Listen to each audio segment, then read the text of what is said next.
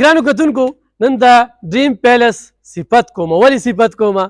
په دې کومه چې د پیس کالج هغه طالبات چې زمونږ د 400 نوم یې روښانه کړی او ټول پښتونخوا کې اول دویم او دریم پوزیشن یې اخیستی خو دا ډریم پیلس خپل هم د تعارف دی ځکه چې په ټوله ضلع 400 کې خو د ایسي سیسټم وي چې موږ به حیات آباد ته یا به موږ چېرته بل غټ ښار ته تلو چې یاره داسې یو شادي خال چې هغې کې ایسیګان لګېدلي وي او هغې کې 4-5 هزار ګنجایش وي او هغې کې خوراکه چې کومه ده د ذموارۍ وي او ارزانه وي ښه دا هم یاد ساته هسې نه چې تاسو وایئ چې ایسیګان لګېدلي دي نو د دې به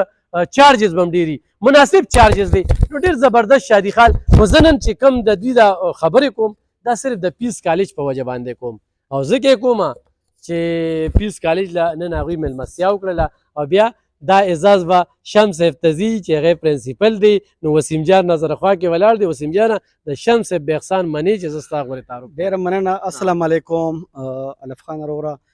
شمس صاحب زمونږ د دې ولس چې کوم د 400 له د زرخیزې خاورې له کومه ښکلا او درنا ورکړې ده هغه د پیس په شکل کې نو دا د هغوی حصه ده دا ډریم مارکي کومه چې ده زمونږ دا شادي حال نو زه ستاسو ډېره مننه چې تاسو راغلی زه دلته ایز ا منیجر یم وسیم جان زما نوم دی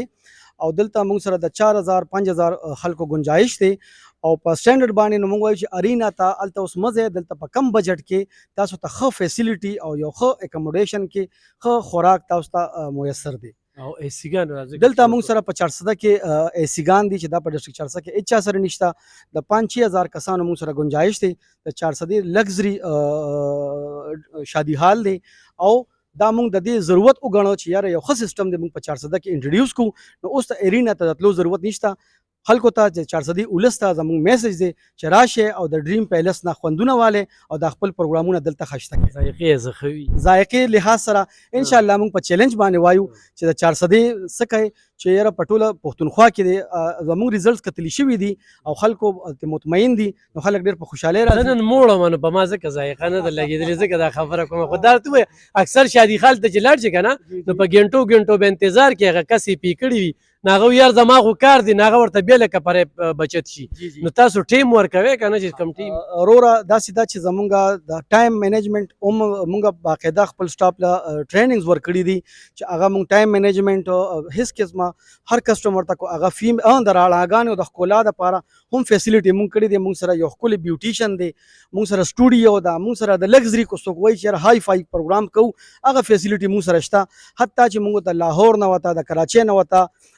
میل فیمیل فوټوګرافر بیوټیشن دا ټول ارینج کولی شو نو د ښکلا د ذایقو د هیڅ قسمه کمې مونږ دلته نه دی پرېښې او فیمیل لپاره فیمیل دغه وي د فیمیل لپاره فیمیل ویټران هم شته فیمیل فوټوګرافر هم شته ډي جی هم شته هر قسمه فیسیلیټي ښه ښکلي ایونټ ښه ښکلي یو منظم طریقې سره د 400 په خاوره باندې انشاءالله دا به تاسو ته په بل ځای کینی نو زه بار وایم چې ارینا ته اوس د تلو ضرورت نشته راشه او د 400 د خپل ځای نه خپل خوندونه مزه واخلئ موبایل نمبر